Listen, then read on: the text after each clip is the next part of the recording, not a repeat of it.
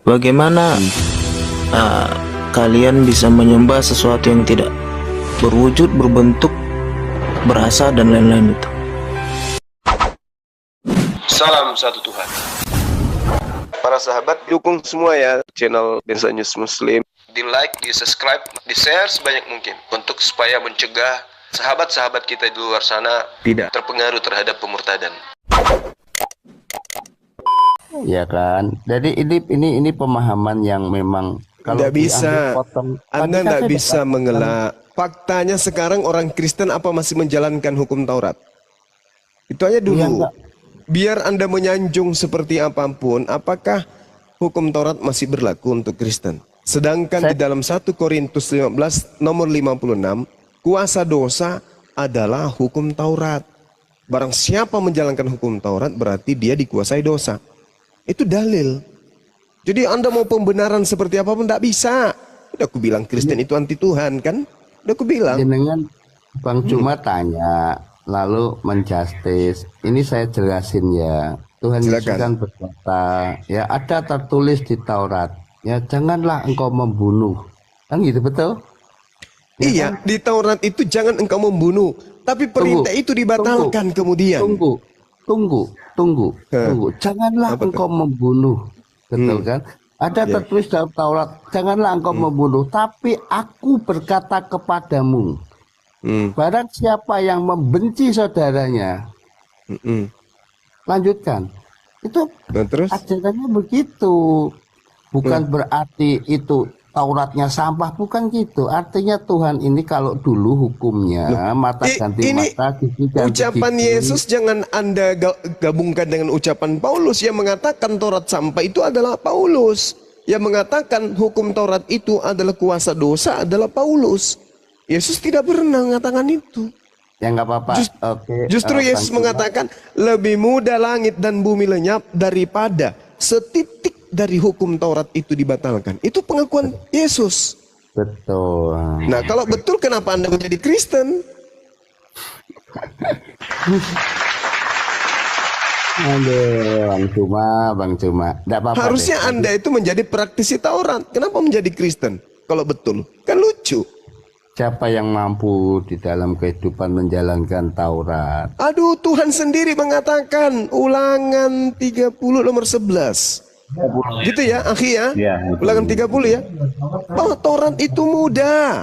Apa yang sulit di Taurat? Coba tunjukkan ke saya. Apa yang sulit di Taurat itu? Apa? Apa yang sulit? Kalau contoh diharamkan saja. Di dalam Taurat itu banyak. Oh, berarti Anda tidak mau menyunatkan hati Anda. Kan tadi sudah dikatakan kasih itu taat kepada ketetapan hukum-hukum dan perintah. Kalau Anda cinta kepada Tuhan yang menciptakan Anda, seberat apapun perintahnya, Anda akan berusaha untuk mentaatinya.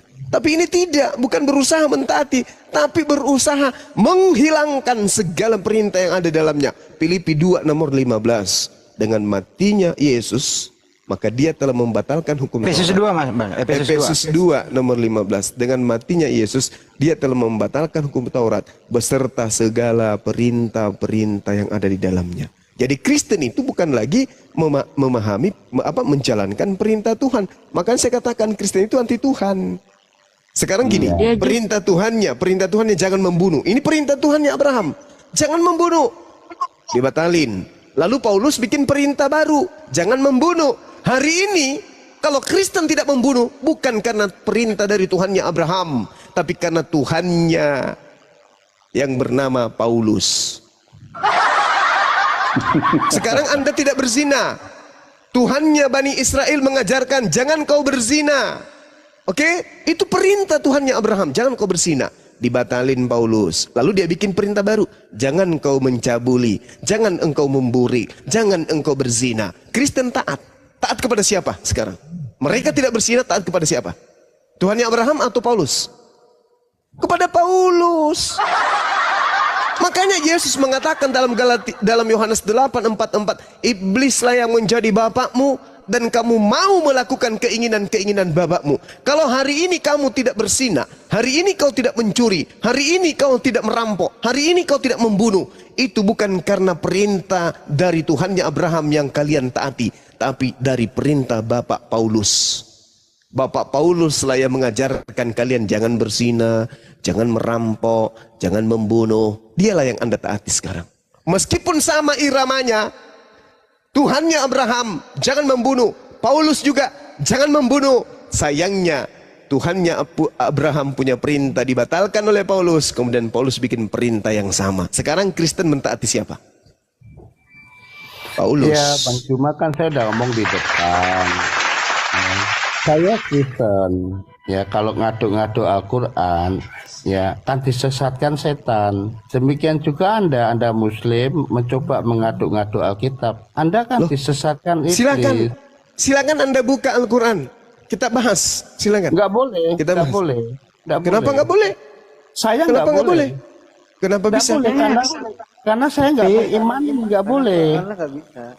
Loh, Al-Quran itu untuk Tidak seluruh umat boleh. manusia. Ketika saya mengimani, saya boleh, tapi saya menghargai. Stop dulu sebentar, Pak Ale. Pak Ale, diam dulu. Lucu Anda ini.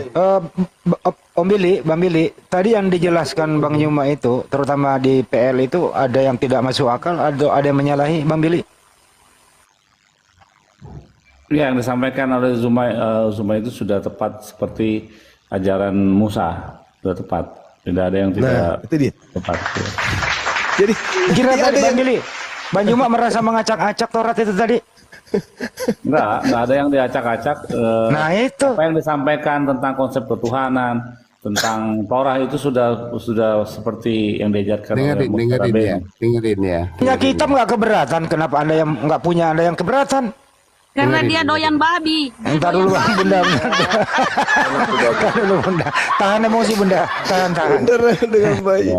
Babi. Ya seperti inilah bahwasanya ya.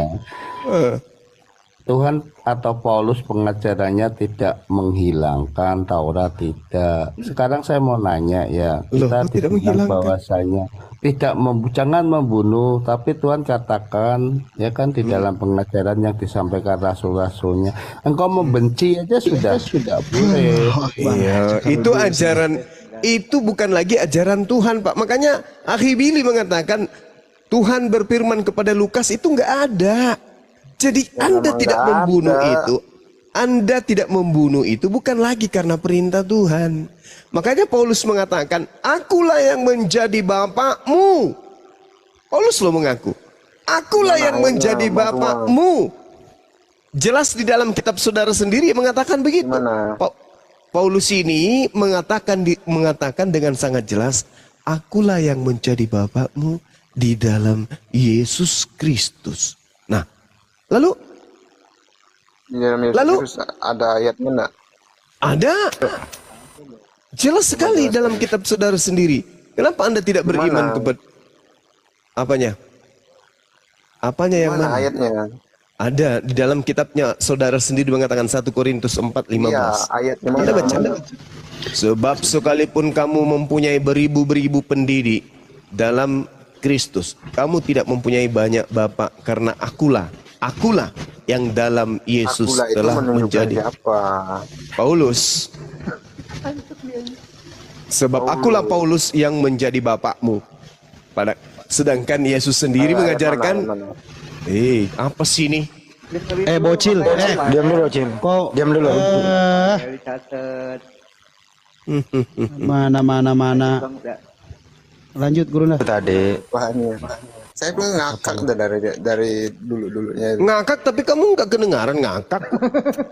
Saya bohong ini. Ngakak itu artinya tertawa, tapi dari tadi saya mendengarkan kamu sedih, ngelihat apa nangis. kaum sebelah yang selalu menjelek-jelekan agama Kristen gitu. siapa yang menjelekkan? Bung, Halo. Bung, Nggak. kotoran sapi itu tidak perlu dijelek-jelekkan. Yang namanya kotoran tetap aja kotoran. Saya mendudukkan perkara pada tempatnya. Kita mengasihi Tuhan perintahkan kita mengasihi lagi yang dibawa. Mengasihi tadi udah dibilang mengasihi musuh lagi. Kristen ini paling pandai. Kristen ini paling pandai. Ketika mereka tersudut, apa yang dikatakan? Kita mengasihi nenekmu kiper, ngasih apa, ngajarin kayak gitu. Bang Juma, kalau Bang Juma aja sih banyak ahli-ahli ya, beribu tahun ya. Anda itu cuman hikmatnya tuh hanya bukan masalah hikmat atau apa, Bung. Dengarkan saya, Bung. Dengarkan saya, dengarkan. Tolong gunakan akal kalian, dengarkan. Dengarkan saya. Itu yang bekerja Dengarkan. Dengarkan saya. Anda yang sombong kepada kebenaran. Kitab saudara sendiri, dengarkan. Saya bunyikan suara dari kitab saudara ya, dengarkan ya. Matius 23 nomor 9. Dengarkan baik-baik. Pasang mulut untuk mendengar. Dengarkan. Dan janganlah kamu menyebut siapapun sebagai Bapa di bumi ini. Karena hanya ada satu Bapakmu, yaitu Dia yang di surga. Ini pesan siapa? Ini pesan Yesus. Janganlah kamu menyebut siapapun Bapa di bumi ini. Karena hanya ada satu Bapakmu, yaitu Dia yang di langit. Bukan di surga. Ini juga pembohongan ini. Di sini bahasa Yunaninya adalah uranon. Uranon itu langit, bukan paradiso, bukan surga. Tapi karena ajaran yang memang diajarkan dengan tipu-tipu dirubah menjadi surga.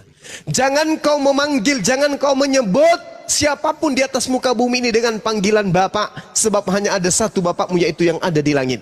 Tetapi Paulus mengatakan apa? Di dalam 1 Korintus 4 nomor 15. Akulah yang menjadi Bapakmu. Diganti berarti. Coba baca lagi. Apalagi suruh baca lagi. Jangan kau menyebut siapapun di atas muka bumi ini dengan sebutan Bapa, sebab hanya satu Bapakmu, yaitu yang ada di langit. 1 Korintus 4 nomor 15 tuh di Bunda Rahmat tuh. Besarin host. Kita lihat apakah saya ini menghina, merendahkan atau tidak tuh. Baca tuh. Sebab sekalipun mempunyai beribu-ribu pendidik dalam Kristus, kamu tidak mempunyai banyak Bapa, karena akulah yang dalam Kristus Yesus telah menjadi Bapakmu oleh Injil yang kuberitakan kepadamu. Kau baca itu. Buka hidungmu lebar-lebar. Kemana kau malah ngopi? Paulus mengaku sebagai Bapa. Oke, selesai ya. Berarti ketika Yesus mengatakan iblislah yang menjadi bapakmu, maka yang dimaksud iblis di sini adalah Paulus. Apa pembuktiannya? Yesus mengajarkan untuk tunduk dan taat kepada hukum Taurat. Itu ajaran Yesus. Coba Bang. Lebih mudah langit dan bumi lenyap daripada setitik dari hukum Taurat itu batal. Itu Yesus. Yohanes 7 nomor 39. Coba baca Lukas 7 kata Yesus, sabar dulu. Kata Yesus, orang yang banyak ini yang tidak mengenal hukum Taurat, terkutuklah mereka. Jadi orang yang tidak mengenal hukum Taurat itu adalah orang-orang yang terkutuk. Oke, Paulus lagi nih mengajarkan di dalam Galatia 2 nomor 14, orang-orang yang tidak bersunat adalah orang yang hidup secara kafir. Udah selesai sebenarnya. Ya, kalian aja yang mengeraskan hati untuk menerima kebenaran. Yang bersunat itu bukan orang ini aja. Agak orang apa aja? Agak lupa. Apa? Kencang suaranya Rafael kecil. Rafael, kalau kau ngantuk dek, mending kau tidur daripada begini loh. Izin saya sebelum turun ya Bang Cuma. Iya. Halo, bahwa itu tentang Paulus kepada surat-surat kepada jemaat di Korintus, ya. Coba buka Lukas 7 ayat 48. Ya. Lagi ngomong Rafael. Yang oleh Injil itu belakangnya ada. Jadi yang dimaksud Bapa, yang dimaksud oleh Tuhan dengan Bapa yang disampaikan. Iya udah Pak, ya udah nggak bisa, Bang. Bapak istirahat aja Pak. Intinya Nggak Yesus bisa. Tuhan. Udah. Nggak bisa. Nggak bisa, Bang. Yesus Tuhan. Terima kasih semuanya ya teman-teman ya. Udah. Intinya Yesus Tuhan. Yesus menebus dosa. Coba Anda lakukan pendekatan bahasa original teks. Di dalam Matius 23 nomor 9, jangan kau menyebut siapapun pater dalam bahasa Yunani, dalam bahasa Yunani. Jangan kau menyebut siapapun pater di bumi ini, karena hanya ada satu patermu, yaitu Dia yang di surga, yang di langit. Oke? Dalam bahasa Yunani, bukan dalam bahasa Inggris. Ya. Nah, sedangkan kalau di dalam 1 Korintus 4 nomor 15, di situ juga kata pater. Paulus mengaku pater. Akulah yang menjadi patermu. Padahal Yesus mengatakan, jangan kau menyebut pater siapapun di bumi ini. Jadi Anda mau beralasan apa lagi? Paulus mengaku pater. Pater dalam bahasa Yunani. Yesus dalam bahasa Yunani melarang jangan kau menyebut pater siapapun di atas muka bumi ini. Paulus mengaku pater. Berarti iblislah yang menjadi bapakmu dan kamu mau melakukan keinginan-keinginan bapakmu. Sekarang pertanyaan sederhananya untuk menguji bahwa yang Anda sembah adalah iblis atau bukan. Sekarang gini, Yesus mengatakan gini, iblislah yang menjadi bapakmu, patermu, dan kamu ingin melakukan keinginan-keinginan patermu. Pertanyaan saya, atas keinginan siapa Anda kemudian mempertuhankan dan menyembah anak Maria? Jawab. Kalian berdua jawab. Atas keinginan siapa kalian mempertuhankan anak Maria? Jawab. Ya. Selamat malam Bang Juma. Selamat ulang tahun ya. Tuhan memberkati panjang umur ya. Itu aja saya. Ya. Selamat jadi ulang tahun. Makasih ya. Tadi katanya Bang Juma ulang tahun. Iya ulang tahun Pak ya. Doakan selalu Pak ya. Sehat-sehat selalu. Ya, panjang umur, sukses. Yang mau ulang tahun tanggal 25 Desember, Bang. Udah saya. Pak. Oh enggak ya. Yang lain aja Pak, yang lain aja Pak didoain sukses. Dia udah sukses banget Pak. Usahanya di mana-mana, gede lagi. Ya, pertanyaan saya tadi itu loh, atas keinginan siapa? Jadi kita ini dipilih, bukan kita memilih Bang Juma.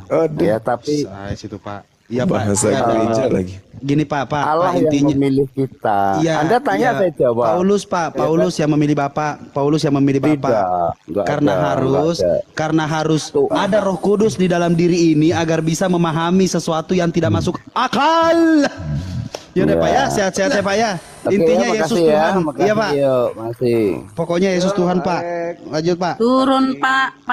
Nasihat saya Pak, turun bungkus imanmu pakai 3 karet gelang merah kuning hijau, bungkus imanmu itu Pak. Oke. Kita kontrol lagi, masih panjang nih waktu. Kita kontrol lagi, ada si Rafael ini mau seperti apa Rafael? Anda mau bertanya atau seperti apa Rafael?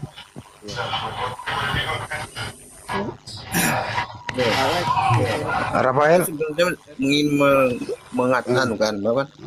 Ingin memberikan satu ayat dalam Lukas. Ya, apa itu? Silakan. Di dalam Lukas 7 ayat 48. Apa bunyinya? Coba sebab saya tidak ada. Jangan keluar. Bacain aja, dibacain bahas ini Pak. Oh itu FL lagi. Lukas berapa? Diampuni, dosamu telah diampuni. Siapa yang bisa mengampuni di situ? Siapa yang mengampuni? Saya bisa mengampuni. Siapa yang bisa mengampuni dosa? Yesus mengatakan, wahai wanita pulanglah, dosamu telah diampuni, bukan saya ampuni. Jadi di mana tahunya Tuhan Yesus mengetahui? Nah itu Yesus mengatakan dosamu telah diampuni, dia tidak bilang dosamu telah saya ampuni. Dosamu telah diampuni. Siapa yang mengampuni? Gahai? Telah diampuni. Dosamu telah diampuni oleh siapa? Nih, kau coba baca. Nih. Kau mau tahu tidak kenapa Yesus mengatakan dosamu telah diampuni? Kau buka Yohanes 5 nomor 30 sampai habis tuh kau baca. Coba kau buka itu atau mau saya bacakan? Gimana? Apa? Setiap orang Kristen itu, jadi kalian orang yang oknum ini ya. Iya. Kalian itu sebagai orang yang nggak tahu bahwa karunia untuk mengetahui kerajaan surga itu adalah hanya orang Kristen. Kristen apa? Kayak mana? Coba kau ya. Nih, dengarkan ya. Saya kasih kau dalil biar kamu pelajari, biar kau buka matamu lebar-lebar, dengarkan. Kau buka matamu, saya bacakan ya. Biar kau tidak asal bunyi-bunyi.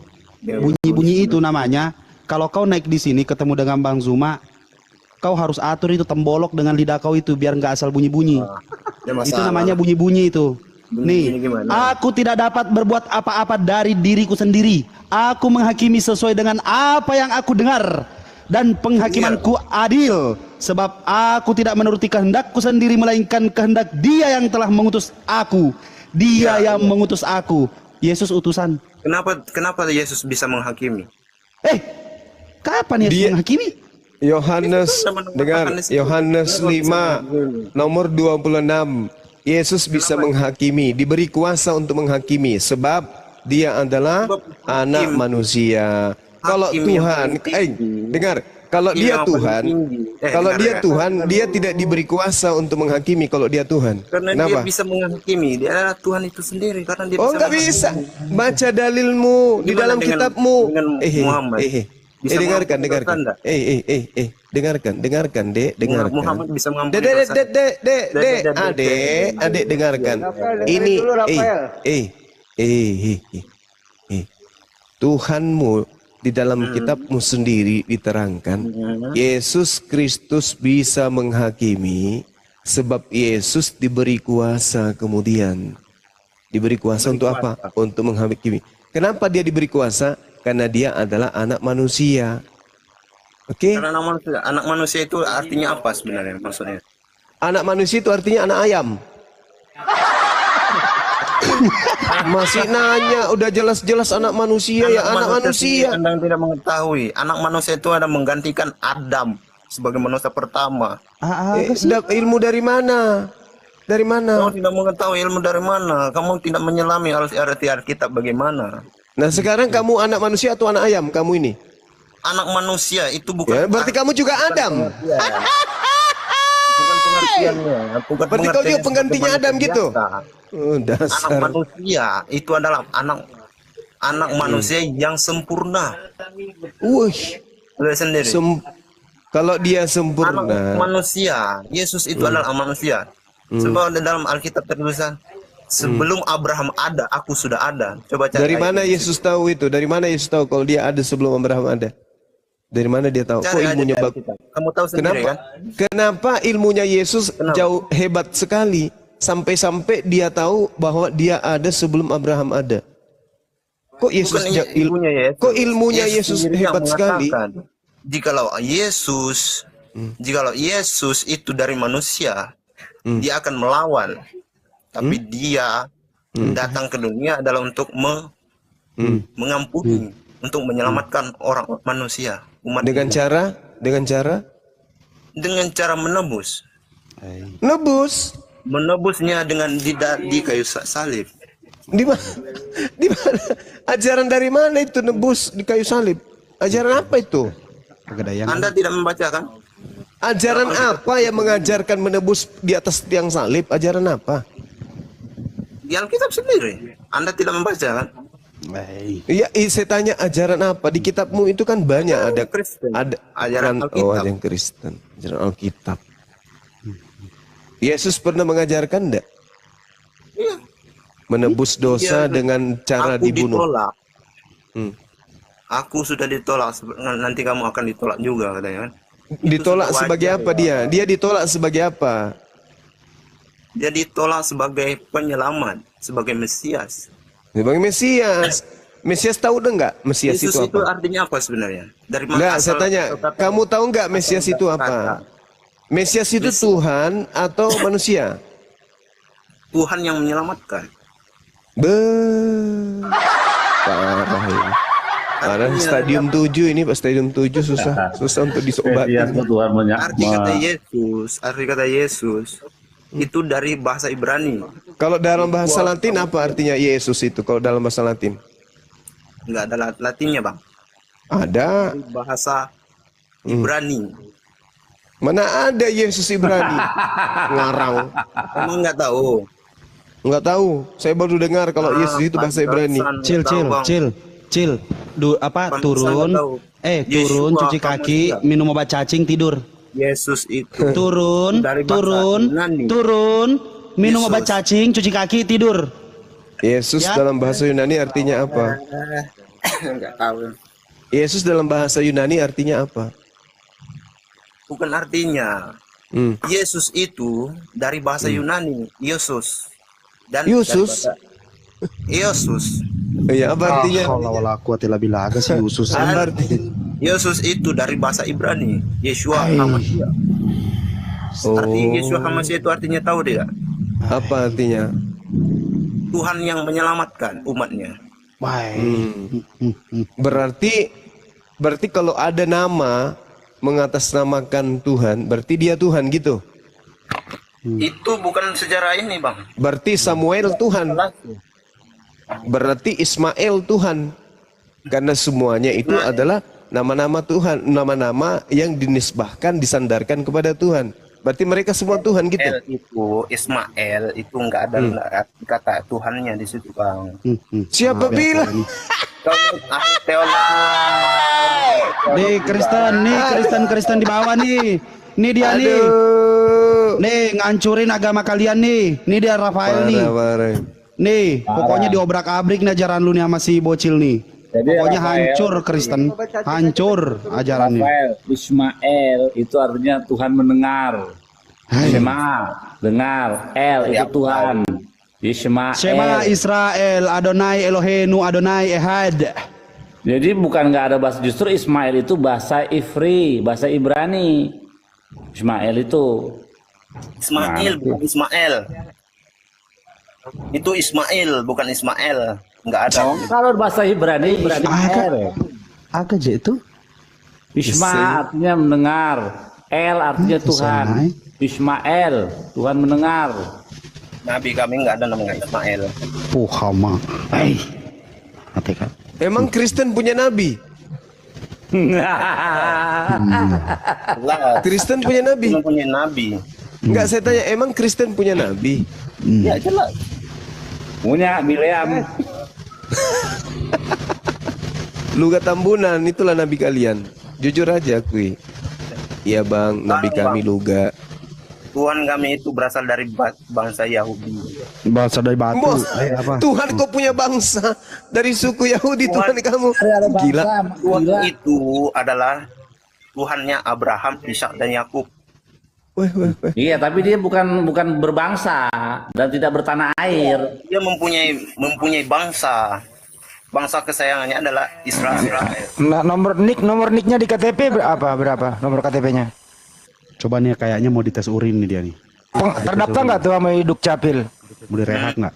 Kalau di Indonesia sih nggak ada, Bang. Rafael, mau direhab nggak Rafael? Nah, itu terdaftar nggak sebagai bangsa apa dia? Ada terdaftar sebagai bangsa Israel. Jadi pakai paspor. Suami pakai paspor. Kalau kita ke Israel pakai paspor, Bang. Tanya. Domisilimu di mana? Bang Andi. Domisilimu di mana? Pakai paspor baju, Mak.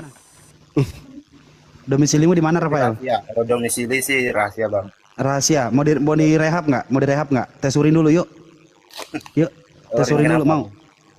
Sebentar saya akan kasih lihat ya teks Ismail itu dalam Torah. Ya pakai ditangkepin lagi, Mbak. Gak apa-apa, jadi biar kata dia kan Ismail itu bukan bahasa Ibrani. Ini udah kesumbat. Yang kayak begini udah kesumbat.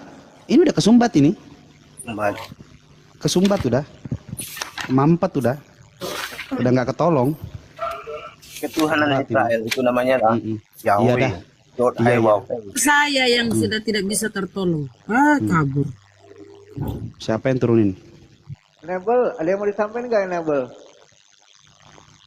Saya nggak tahu pembahasannya yang mana ya. Saya tamu di sini.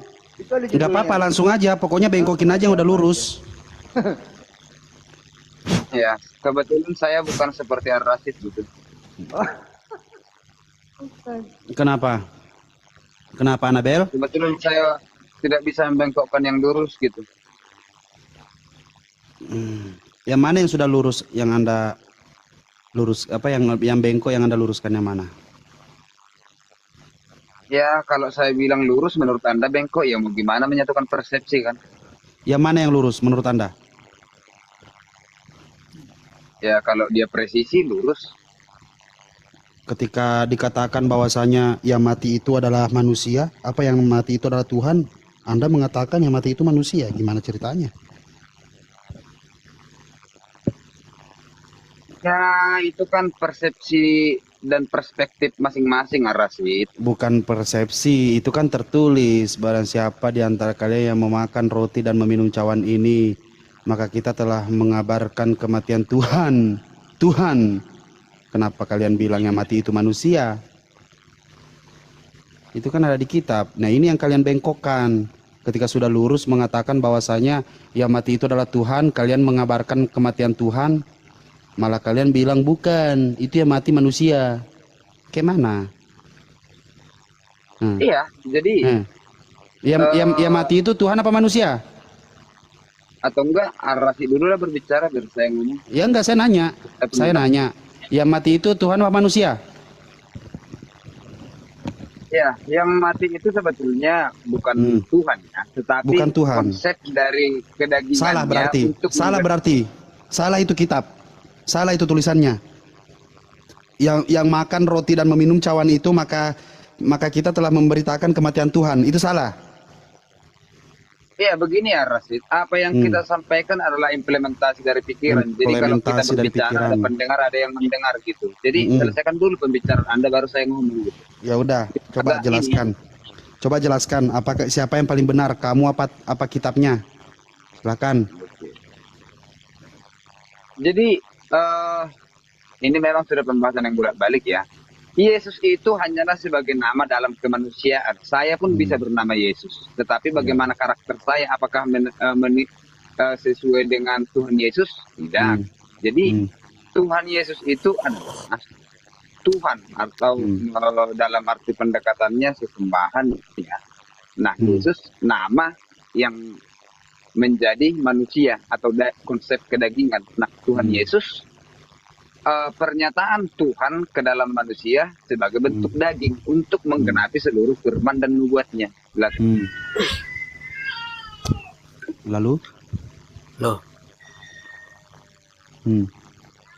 Halo? Halo? Kenapa Pak? Mau membengkokkan juga yang sudah lurus?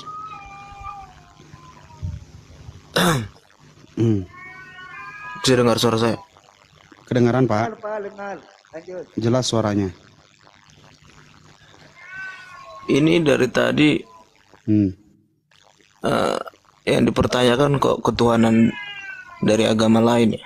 Iya, karena memang ada banyak yang rancu di situ Pak. Biar aja Bang Eri, biar aja. Saya boleh bertanya tentang ketuhanan kalian nggak? Silakan. Boleh. Iya boleh. Bisa kalian artikan Allah yang kalian sembah itu ke saya? Bunyi kucing tuh di mana itu ada kucing? Bukan kucingmu itu Ere? Iya kucing di sini lagi berantem. Suruh diam dulu, suruh diam. Tidak ada artinya. Tidak ada artinya karena itu nama yang dicolong di kitab kalian dan kalian pakai nama sesembahan kami yaitu Allah. Maksudnya? Ya. Makanya buka mulutnya lebar-lebar biar mendengar. Allah itu tidak ada artinya karena itu nama sesembahan kami yaitu Allah Subhanahu wa taala. Nah, kata Allah ini kalian ambil, kalian comot, pasang-pasang di biblos kalian. Makanya kalian bilang sedangkan di situ tulisannya ALLAH, tapi kenapa kalian baca Allah Bapa? Kan enggak, jadi kalian enggak menyembah Allah gitu. Sebentar Bang Ere, sebentar. Jadi Allah di dalam Alkitab sama di dalam Allah di dalam Al-Qur'an sama? Enggak, aku tanya dulu. Kalian menyembah Allah atau enggak? Allah Subhanahu wa taala, kami menyembah Allah Subhanahu wa taala. Ya terus kenapa enggak kau bilang tadi kayak gitu? Kok kau bilang kau enggak nyembah Allah? Loh, kau bilang jelaskan artinya agak. Enggak. Iya, apa Allah kalian itu artinya apa? Ya apa itu sesembahan kami, nama sesembahan kami. Nama sesembahan. Kenapa kau bilang tadi kau nggak nyembah Allah? Siapa? Waduh, berapa botol bos? Kayak mana? Nah terus kalian kok itu menyembah Allah karena Allah mau beri Tuhan yang kami sembah itu la tudrikuhul absaru wa huwa yudrikul absara wa huwal latiful khabir. Dia hakikat yang tidak dapat dicapai oleh penglihatan mata manusia. Sedangkan dia dapat melihat segala penglihatan makhluk. Dan dia Allah yang maha halus, maha meneliti, maha teliti. Itu Tuhan yang kami sembah. Laisa kamislihi syai'. Tidak serupa dengan makhluk. Tidak serupa dengan apapun. Itu Tuhan kami. Lalu bagaimana Tuhan kami ini bisa? Ya, gimana? Bagaimana kalian bisa menyembah sesuatu yang tidak berwujud, berbentuk, berasa, dan lain-lain itu? Oke. Jadi kami di dalam pengamalan Al-Quranul Karim, Allah Tuhan kami itu menyatakan dirinya kepada kami umat Islam, kepada orang-orang yang kemudian beriman. Di dalam Al-Quranul Karim Allah menyatakan dirinya sebagai pencipta langit dan bumi yang kemudian jelas bisa diketahui keberadaannya melalui ciptaan. Tunggu dulu. Ini kalian tahu bahwa yang tidak berwujud dan tidak berbentuk ini yang menciptakan langit dan bumi dari mana? Bukan tidak berwujud. Tuhan itu wujud. Tuhan itu ada. Wujud itu bahasa Arab, artinya ada. Tuhan itu ada. Makanya dia mengatakan bagaimana dirinya. kau membuktikan bahwa Tuhanmu ada? Oke, baik. Dengarkan. Anda duduk yang cantik, saya jelaskan. Sanurihim ayatina fil afaq wa fi anfusihim hatta yatabayyana lahum annahul haqq. Kami Tuhan akan memperlihatkan kepada manusia kebesaran tanda-tanda keberadaan kami di segenap penjuru alam semesta, dan kami memperlihatkan diri kami bahkan kepada diri mereka sendiri. Jadi Tuhan kami itu menyatakan keberadaannya pada diri manusia. Contoh. Tunggu dulu. Anda yang tunggu kan Anda bertanya, saya menjelaskan. Anda murid, saya guru. Anda yang menunggu. Sekarang gini. Kalau Anda bisa menjawab saya dengan jujur, berarti Anda itu sudah sampai kepada pengetahuan tentang keberadaan Tuhan. Sekarang gigi Anda itu bertumbuh, rambut Anda itu juga bertumbuh. Siapa yang kemudian menahan pertumbuhan gigi Anda? Jawab saya. Kan Al-Quran mengatakan, aku menyatakan diriku kepada manusia, fi anfusihim. Bagi mereka yang berakal, mereka akan menemukan diriku pada diri mereka, fi anfusihim. Sekarang saya tanya, rambut Anda itu tumbuh setiap saat, setiap bulan Anda gunting. Kenapa gigi Anda tidak bertumbuh? Siapa yang membatasi pertumbuhan gigi saudara? Jawab. Tidak tahu. Tidak tahu. Baik. Sekarang kuku Anda bertumbuh setiap saat. Tulang rusuk Anda kenapa tidak berkembang seperti pada saat Anda bayi? Sekarang tulang rusuk bertumbuh sampai Anda dewasa. Kenapa tulang rusuk Anda tidak masih bertumbuh? Sehingga dia melilit di dalam perut Anda sampai berputar-putar selayaknya kuku ketika tidak pernah dipotong. Siapa yang menjaga supaya rusuk Anda itu tidak menusuk daging Anda sendiri? Sehingga rusuk Anda tidak bertumbuh panjang seperti rambut dan kuku. Itu siapa? Tidak tahu. Tidak tahu. Inilah yang kami sebut Allah Subhanahu wa Ta'ala. Jadi keberadaan Allah Subhanahu wa Ta'ala itu ada jelas bagi orang-orang yang beriman. Tapi orang yang tidak beriman nanti mengaku Tuhan itu ada kalau dia lihat. Sementara Al-Quran mengatakan la tudarikuhul absaru wa huwa yudarikul absara. Allah pencipta langit dan bumi tidak bisa dicapai oleh penglihatan manusia. Tidak bisa dicapai. Kenapa? Mata kita terbatas. Anda sekarang ada di Jakarta misalnya. Coba lihat kota Makassar. Apakah Anda bisa melihat kota Makassar? Tidak bisa. Apakah demikian berarti Makassar itu kagak ada? Karena Anda tidak melihatnya? Tidak. Makassar tetap ada. Hanya mata Anda saja yang tak mampu melihatnya. Kenapa demikian? Karena Anda punya keterbatasan. Sedangkan Tuhan pencipta langit dan bumi itu maha tinggi. Dia bertahta di atas arash. Di atas singgasana dia bertahta. Tempat yang maha tinggi. Dia ada di sana kemudian. Lalu bagaimana mungkin mata yang punya keterbatasan mampu melihat Tuhan? Hanya orang-orang berimanlah yang mampu melihat keberadaan Tuhan itu. Nah, sekarang, bagaimana pola logika sederhananya? Kita tidak pernah melihat bahwa di Makassar ini ada seekor badak. Tapi manusia yang berakal mampu melihat bahwa di Makassar ada badak ketika dia melihat ada jejak-jejak badak. Meskipun badaknya dia tidak pernah lihat, tetapi ada jejak kaki badak, maka orang berakal akan mengatakan badak ada di kota Makassar. Kenapa? Ada jejaknya. Nah, begitulah Allah. Allah tidak kita lihat. Sabar, satu menit lagi.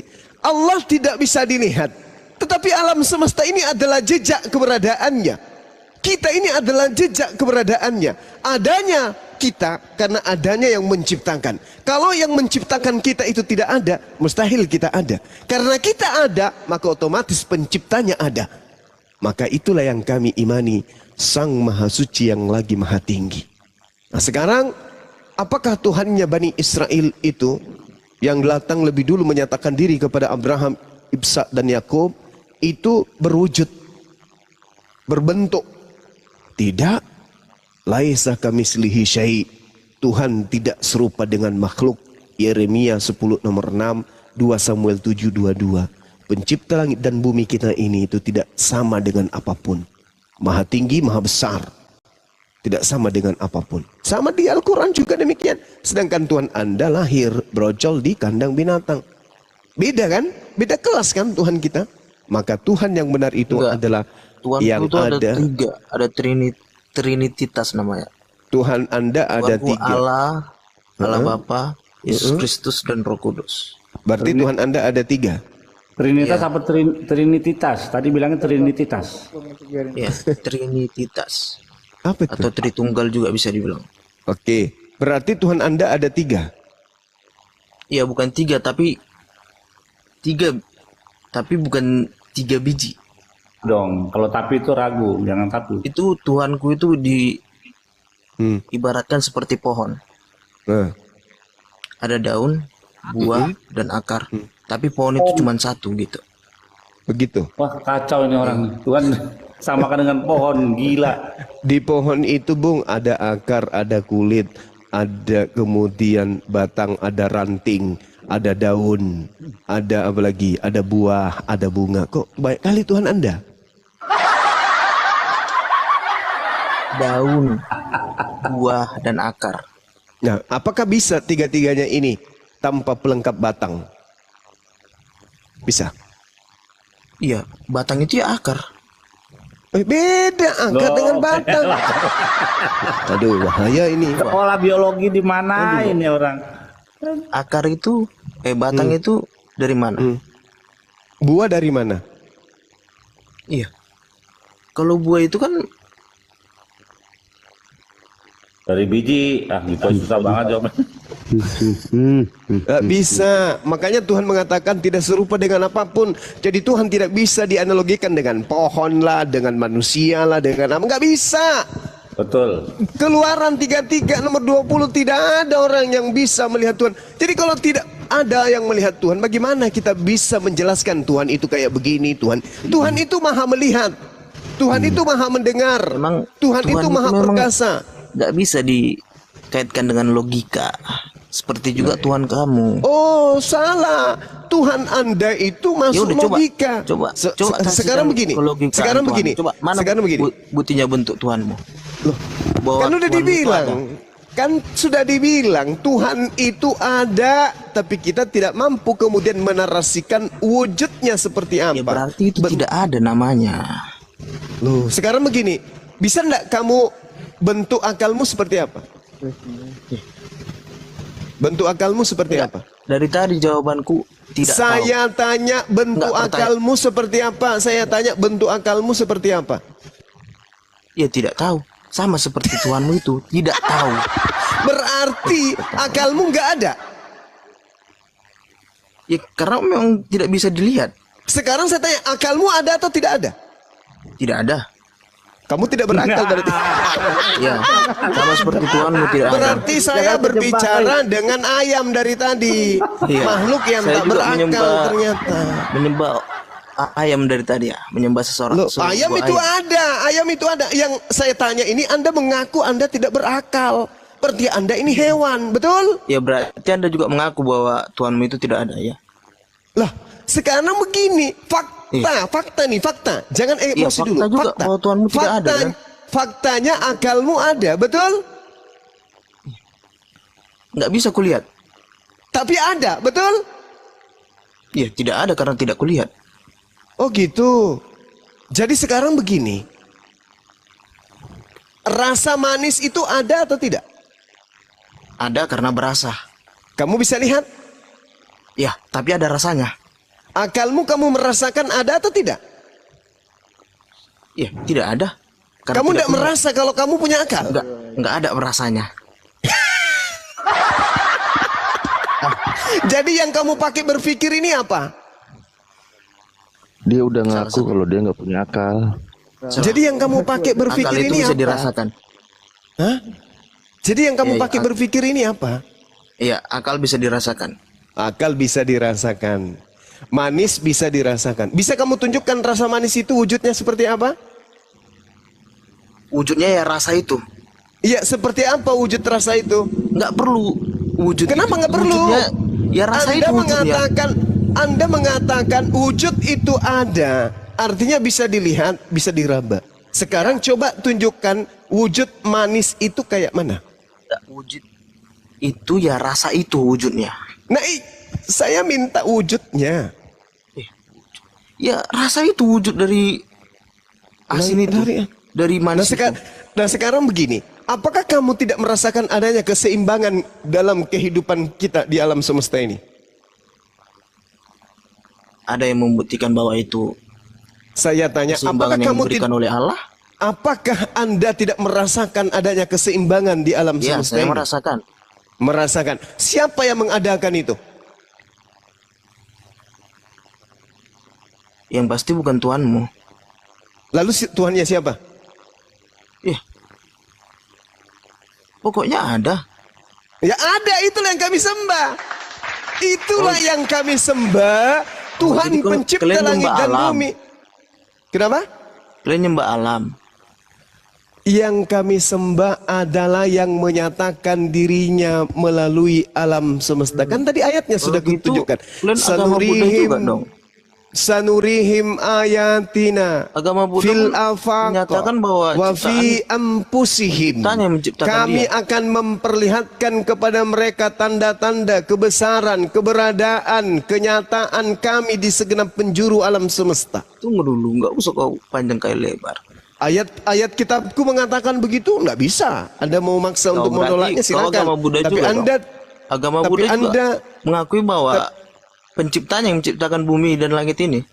Tapi mereka punya sesembahan berupa patung Buddha. Iya, itu hanya Siddhartha simbol. Gautama, inkarnasi Itu dari hanya Tuhan simbol. mereka. Sama Ya, seperti berarti- kamu. Yesus juga adalah simbol. Ya, tanya dulu. Berarti kau nyembah tulisan dong? Kenapa jadi tulisan? Laisa kami slihi syai. Patung, nyembah patung. Laisa kami slihi syai. Tuhan tidak serupa dengan apapun. Tidak serupa Ya dengan udah. tulisan. Ayo. Ya, itu kalimat dari agamamu itu, Tuhan itu tidak. Lah, yang ini. Baca Yeremia 10 nomor 6. Nggak perlu kau bawa agama lain. Oh nggak bisa, Coba karena itu jelaskan dulu. ajaran para nabi, nggak bisa. Tadi kau Kami bilang beriman agamamu- kepada nabi-nabi. Nggak bisa, nggak bisa bang. Nggak bisa Nggak kamu dengar paksa dulu. saya kayak gitu. Agamamu kau bilang tadi memiliki logika yang paling waras kan? Ya betul.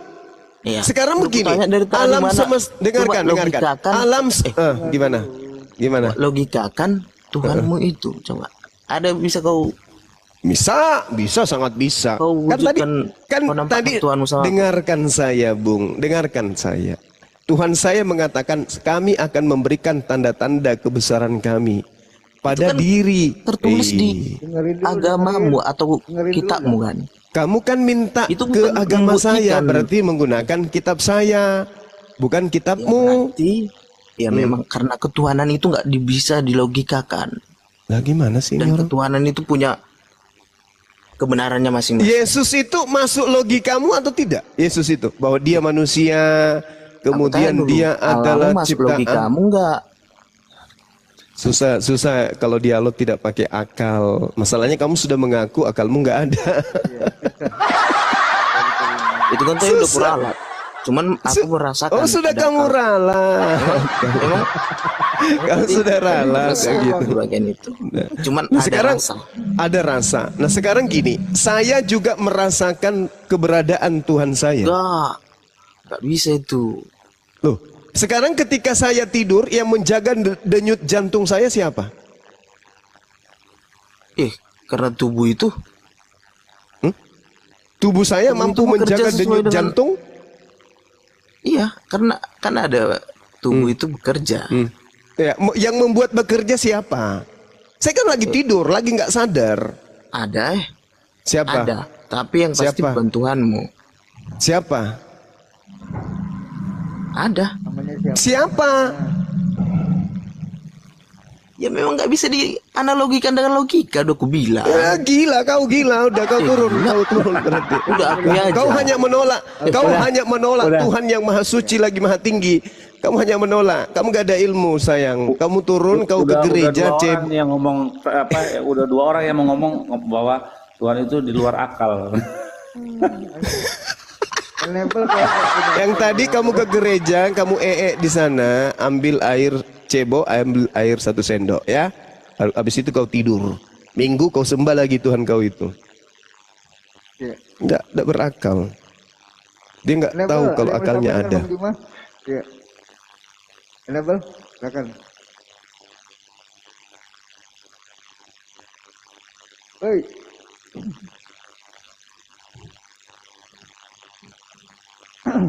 Enable. Tidur deh. Waduh. Mengaku tidak berakal, susah. Gimana kita mau dialog? Ngaku nggak berakal. Iya. Ya, ngomong, silakan. Ya, saya dengar. Iya, Enable ngomong. Ini apanya, metodenya gimana ya?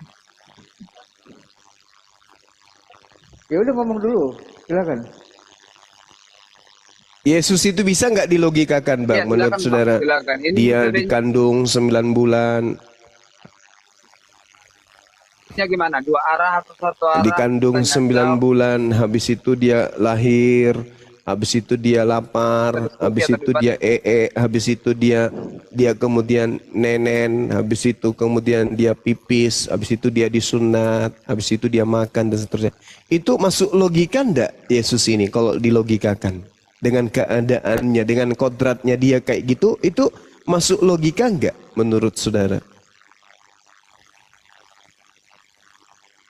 Silakan, Enable. Ketika dia ngantuk, dia tidur. Ketika dia lapar, dia makan. Ketika kemudian dia was-was, dia berdoa kepada Sang Tuhan. Itu masuk logika ndak kalau misalnya kita dudukkan kodratnya bahwa dia ini adalah manusia ciptaan? Masuk logika tidak? Menurut saudara, dengan keadaan-keadaan Yesus seperti itu, masuk akal tidak? Benar tidak ketika Bang Suma mengatakan itu adalah kodrat manusia? Masuk akal tidak? Bang.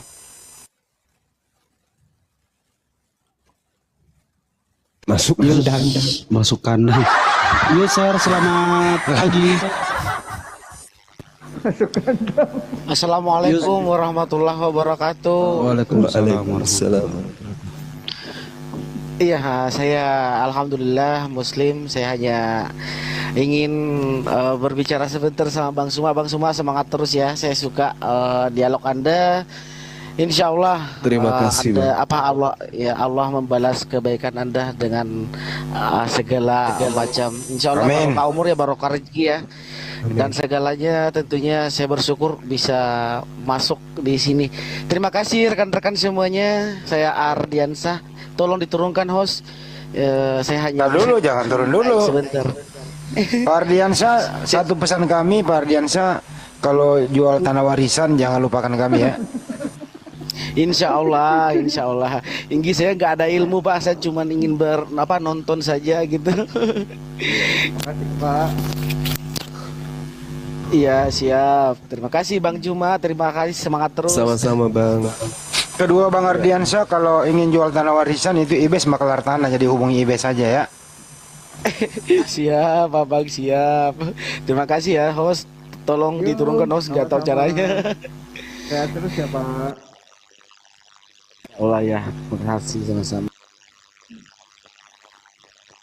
Yuk.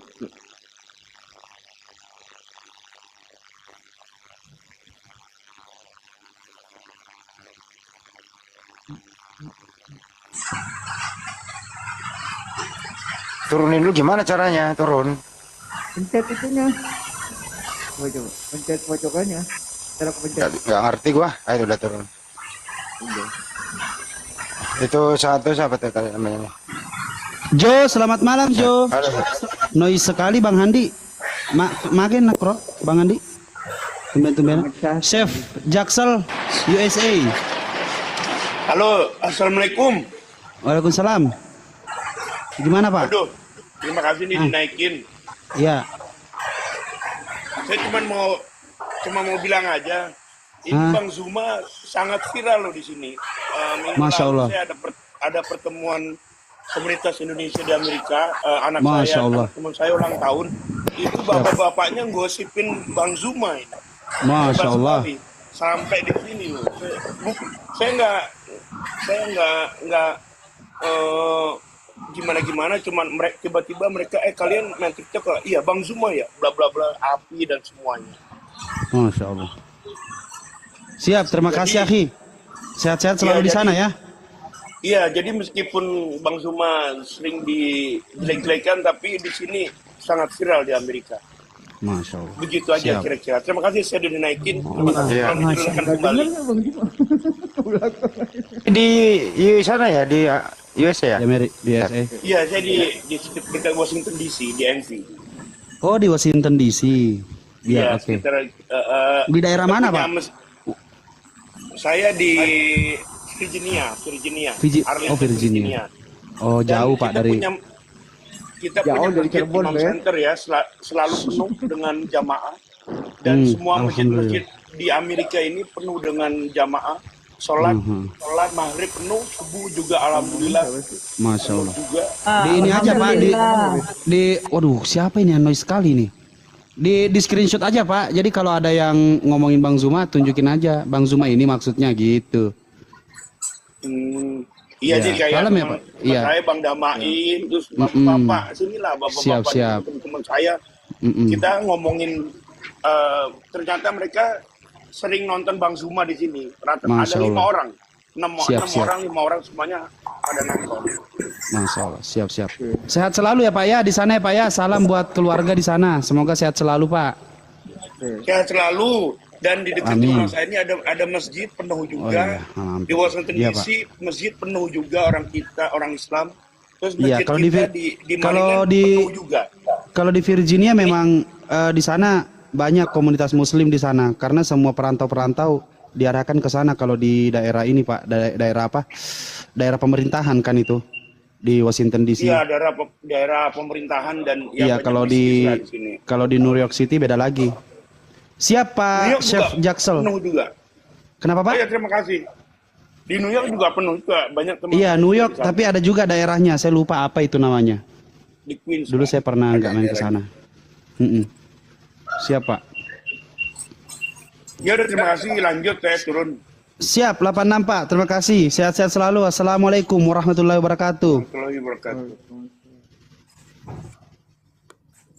Pak Jo, selamatkan pagi. Kali deres, iya benar. Dulu saya pernah tinggal di sana sekitar berapa tahun itu. Kalau nggak pernah tuh kayaknya. Halo Jo, selamat pagi. Halo. 3, 2, 1. Pegangan. Tidur kali kelam mandi kali guys. Ayo, yang mau naik lagi silakan. Minta permintaan, Anabel. Aduh, kau ini Anabel sebenarnya mau ngapain sih? Nggak jelas cu. Mau diskusi apa enggak? Siapkan dulu tempatmu. Standby dulu, baru kok mau membela. Silakan Bang Rasid. Kebetulan saya lagi di jalan. Ya silakan, sudah, nggak usah Pak. Kalau lagi di jalan ya di jalan aja dulu. Ngapain main? Udah sampai rumah, udah standby. Udah, kita lanjut diskusi.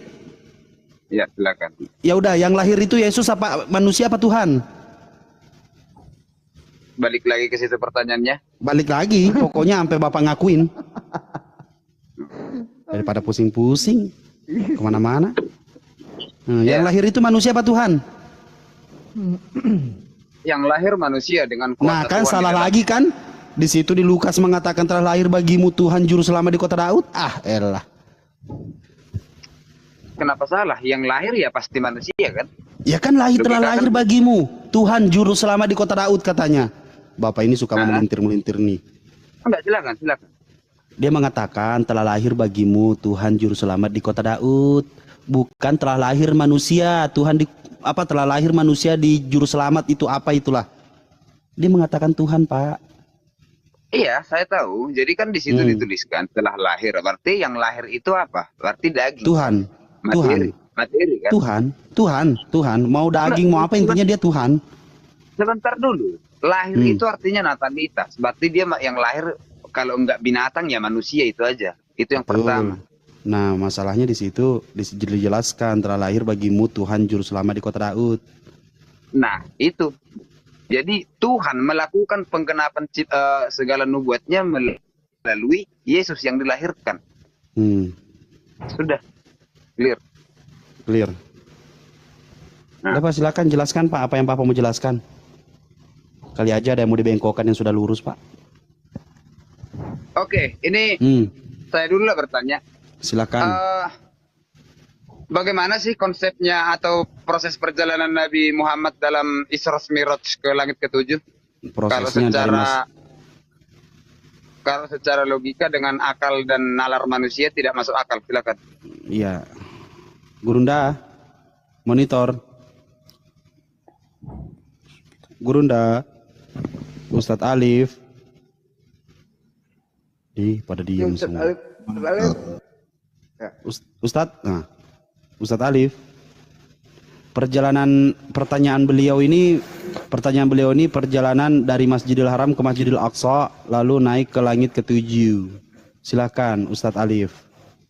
Oh, itu baik. Bismillahirrahmanirrahim. Subhanalladzi asra bi abdihi lailam minal masjidil haram ilal masjidil aqsa alladzi barakna haulahu linuriyahu min ayatina. Nah, ketika Al-Quran mengabarkan bahwa Maha Suci Allah yang telah memperjalankan hambanya pada suatu malam minal masjidil haram ilal masjidil aqsa. Di sini menjelaskan bahwa ada satu peristiwa Sang Maha Kuasa memperjalankan seorang hambanya melewati batas ruang dan waktu. Karena Sang Pencipta yang memperjalankan, maka dalam waktu yang singkat perjalanan itu bisa ditempuh. Karena Sang Maha Pencipta yang menggerakkan, yang memperjalankan. Kalau Anda mau mengukur waktunya, Anda tidak akan sanggup. Karena Sang Maha Pencipta yang memperjalankan. Saya mau kasih perbandingan peristiwa begini, Bang. Perbandingan peristiwanya begini. Di dalam Al-Quran juga, jangankan Sang Pencipta memperjalankan. Manusia saja, ini kisah di dalam Al-Quran, ada salah satu hamba Allah manusia yang mengikuti Nabi Sulaiman alaihissalam bisa memindahkan istana Ratu Bilqis dari kerajaannya ke kerajaan Nabi Sulaiman selesai dalam waktu sebelum mata berkedip.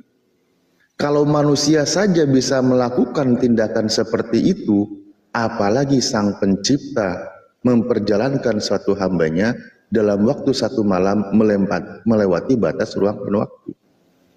Dari Masjidil Haram ke Masjidil Aqsa langsung ke Sidratul Muntaha berjumpa dengan Sang Penciptanya. Buat Tuhan itu mudah.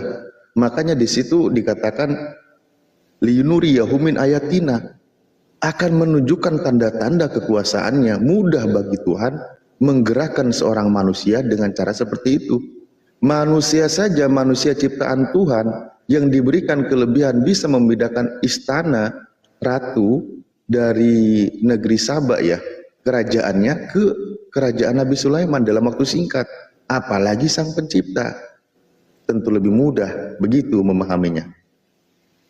Oke, saya kasih tanggapan ya, bahwa secara saintik atau sains itu berlawanan dengan akal yang walaupun kita hidup di dalam pengetahuan.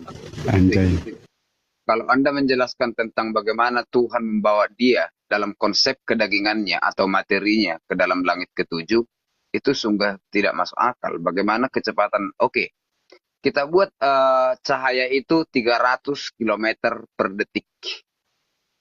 Tidak masalah. Tetapi dalam ukuran manusia atau kapasitas manusia, 200 km per jam, badan tinggal, roh terbang. Itulah kira-kira perbandingannya. Jadi, ada hal sesuatu yang dilebih-lebihkan, atau bahkan mungkin itu sebuah mimpi, atau mungkin benar-benar terjadi, saya tidak tahu pasti. Tetapi secara supranatural, bahwa untuk sampai untuk ke hal tersebut harus melewati yang namanya proses dimensi. Perlu kita ketahui bahwa manusia itu adalah makhluk dimensi ketiga. Ketika melakukan perjalanan untuk berikutnya ya harus meninggalkan kebadanannya. Jadi Muhammad apakah meninggalkan kebadanannya? Sebentar. Saya mau nanya dulu, Anabel ini dari Kristen ya? Kristen dia. Dari Kristen ya? Oke, ya, oke, lanjut. Kristen Ustaz. Oke. Jadi kalau noise.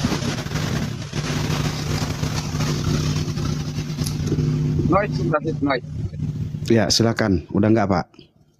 Oke, jadi secara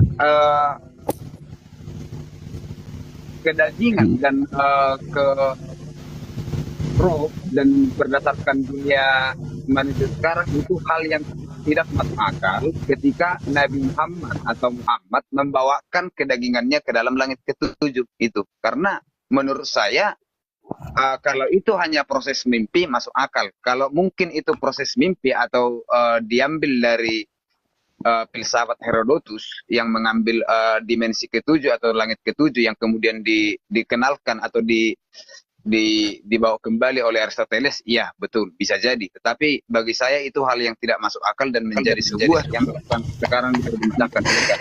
Keren Pak, Bapak keren menjelaskannya. Silakan Ustaz. Pak, Henok aja, Henok itu badannya naik Pak. Jangan Bang Billy, biarin nanti biarin. Yang penting Ustadz Alif udah menjelaskan, tapi dia menguraikan dengan ilmu entah dari mana. Tapi biarkan aja. Nanti pertanyaan saya cuma satu, Bapak silakan jelaskan dari penjelasan Bapak. Silakan Ustadz Alif, apakah sudah selesai atau belum? Lanjut Ustadz. Iya. Dia dari Kristen atau bukan? Karena begini, di dalam kitabnya sendiri, Henok itu terangkat ke surga loh. Badannya. Dia sudah bergaul dengan Tuhannya. Nah, bagaimana Henok bersama tubuhnya terangkat ke surga? Coba Dan kamu jelaskan. Dan Henok tidak balik lagi. Ya apalagi tidak balik lagi. Gara-gara nggak balik. Itu kan itu logika. Itu hal yang bisa dilogikakan. Tetapi ada yang balik Pak. Ada yang balik. Tapi ada yang balik Pak. Mau tahu siapa yang balik itu? Lanjut. Enggak. Kalau Henok melakukan dia melakukan mukjizat itu hal yang baik. Noise banget Bang Andi, izin Bang Andi. Bang Andi. Karena Oke, dia lanjut. Kembali. Iya. Tapi ada yang datang kembali Pak. Kalau yang datang kembali masuk logika nggak Pak? Tidak.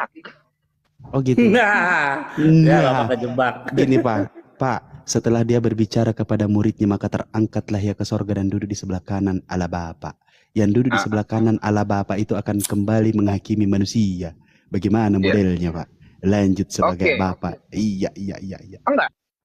Itu akan saya jawab, tapi jawab dulu yang ini. Jangan misalnya ketika sudah terbentur, dilarikan ke situ satu-satu dibahas. Sudah tidak bisa Pak, karena Bapak ya, tadi kan Ustadz Alif sudah menjelaskan dari segi Islam.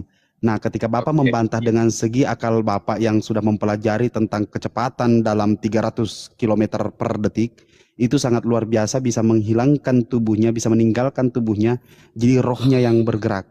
Nah, sekarang silahkan Bapak jelaskan bagaimana ketika dia berbicara, setelah dia berbicara kepada muridnya, maka terangkat leher ke surga dan duduk di sebelah kanan Allah Bapak. Kira-kira itu kecepatannya berapa kilometer per jam, dan seperti apa dia terbang di sana? Apakah baju yang dipakai sama dia itu sobek-sobek entah berantah seperti Komeng pada saat pakai motor Jupiter saking cepatnya? Apalagi pada saat itu Tuhan cuma memakai kain lenan yang sangat tipis. Silahkan Bapak jelaskan, dan dia akan turun lagi ke bumi untuk menghakimi. Silahkan Bapak. Oke. Saya akan mencoba menjelaskan secara sains atau yang masuk akal dan logika dari pengetahuan. Anjay. Padahal tadi udah nggak masuk logika Pak, karena Henok nggak balik Pak. Sekarang masuk logika lagi dengan sains ya, karena ada yang balik ya Pak ya. Mantap emang Bapak ini. Yuk berusaha Pak, yuk. Iya betul. Lanjut. Oke. Ketika Henok dan Elia melakukan moksa, dia tidak balik lagi ke dunia ini. Itu hal yang sangat logika dan masuk akal. Artinya dia menetap di sana. Yang kemudian Yesus melakukan perjalanan ke dalam ke surga ketika pertama. Ketika dia bangkit pada hari yang ketiga, dia menampakkan tubuh kemuliaannya. Artinya tubuh kemuliaannya akan berhubungan dengan metafisik. Masih betul. Manusia intinya. Dan di situ dia menyatakan, jangan sentuh saya, karena saya belum sampai ke dalam ke rumah. Jangan menyentuh saya karena aku belum sampai kepada Bapamu dan Tuhanmu. Maria sekalipun di situ tidak menyentuhnya, karena itu adalah Tuhan.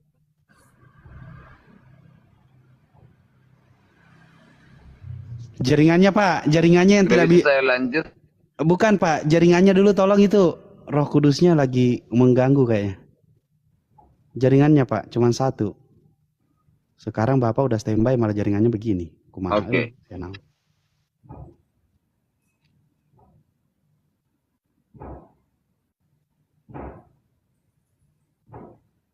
Perbaiki dulu Pak, jaringannya Pak.